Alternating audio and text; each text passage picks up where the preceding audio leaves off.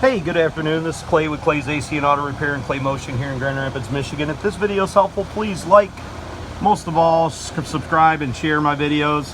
Remember, if anybody else can do it, you can do it too. You can't break what's already broken, so you might as well try to fix it. Don't be the next to them, be the first to you.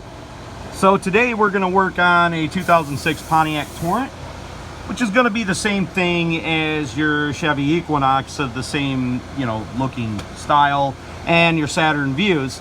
This particular Torrent has a V6 in it, so this removal will be probably for the V6. I don't know if it'll be the same for the 4-cylinder. But what we got to do is we're going to change the sway bar link, or the whole sway bar, because this one's bent. Had a little bump on the one side and bent the end of it, so it's no good no more. We removed two 15mm bolts right here on each side that hold the mount down. We removed the 18mm bolts that held the stabilizer link pins, and I'm going to let you guys know that you're probably going to need new stabilizer link pins, even if you don't think so. Generally, you can't get these out. I was able to get mine out without damaging them. Take them off the strut, take them here. And in the back of here, you want to get a pair of good vice grips. You want to use vice grips. Not that I'm a proclaimer of vice grips or anything, but trust me, Chinese vice grips are pieces of crap, and they don't work like regular vice grips for whatever reason. You're going to clamp behind it, and then you're able to take the bolt out right here. If you have heat, you could do it that way too if you have a set of torches. I do, so I did. I also had to use torches to take off the two 14mm bolts that held on my exhaust that you can't see in the video, are their actual nuts. The reason I did that is because there's two studs up there, and I did not want to break them off because they are attached to the manifold and they will not be easy to repair. So be really careful with that. I used a long extension and a 1/2-inch ratchet with a long on there, and even with the heat, they were still difficult to get out. Keep that in mind if you're in the rust areas of the United States. So now we're going to lower this exhaust down. We're probably going to end up pushing it up so we can hopefully drag the sway bar out through the driver's side. I also removed the exhaust rubber that holds up the exhaust to give me more flexibility to move my exhaust. I said that you could do this at home. That's true. I did not say it was going to be super easy.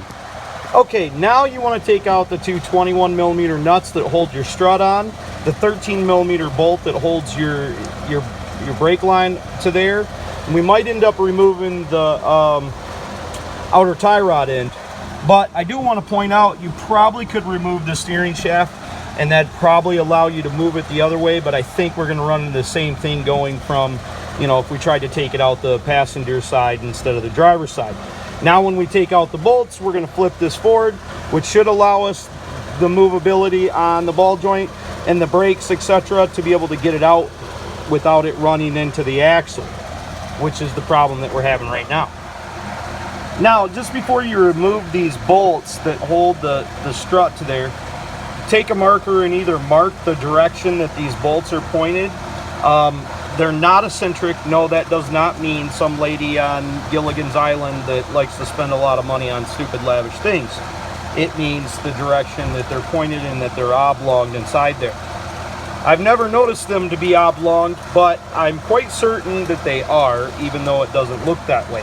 We're just going to take the nut and put it back on here, hammer the bolt out a little bit, and then we'll take a punch and hammer it out the rest of the way. But generally I just push against it, and once I get it moved out a little bit, I can pull them out. Okay, this is an amendment to my video. I'm not sure if I'm putting this in there, but when we went to reinstall it, we installed it this way, and then we pushed it over far enough there, and then put it in this way. I have my bolts out of my rack and pinion, but I didn't need to do that, so you don't need to do that. We couldn't figure out how to get it in. We kept pushing it in from the other way. I don't know where this is going to land in the video, but it's going to be super helpful for you. Make sure you don't get it over these lines. Make sure these lines that you can't see in the video are not pinched in there. We did that, but we didn't bolt anything down yet, so it wasn't a problem. Okay, YouTubers, party people. So I ended up taking out the exhaust, and the reason I cut it is, as you can tell, there's supposed to be nuts there, but this is Michigan. This isn't the Great South. So we'll cut this out and we'll just put one of the Torco stainless steel clamps on it. Goes all the way around it, and it'll seal them two pieces together. You wouldn't have been able to replace this part anyway, so no big deal. Use the Sawzall to do that. Then once I was able to do that, then I was able to pull it out like the corkscrew that it is, moving stuff around and so forth and so on. Notice I don't have none of my brakes off, just like I showed you. So we're gonna corkscrew the new one in. Now this one was bent, and the only reason I took it out this way is just so I could make you a video, so you didn't have as, you know, hopefully the steps describe it and tell you if you want to do this or if you want to pay somebody like me to do it for you.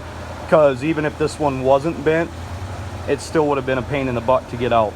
And it was only a pain in the butt because we had to remove so much stuff, but it's relatively straightforward. All the stuff that we had to remove was fairly easy. Even cutting the exhaust is not that big a deal. We have them clamps here, so not a problem. I hope the video is helpful. Please like, send me nice comments, share my videos, most of all subscribe to my page. And remember, if any other person can do it, you can do it too. Don't be the next to them, be the first to you. Have a great day.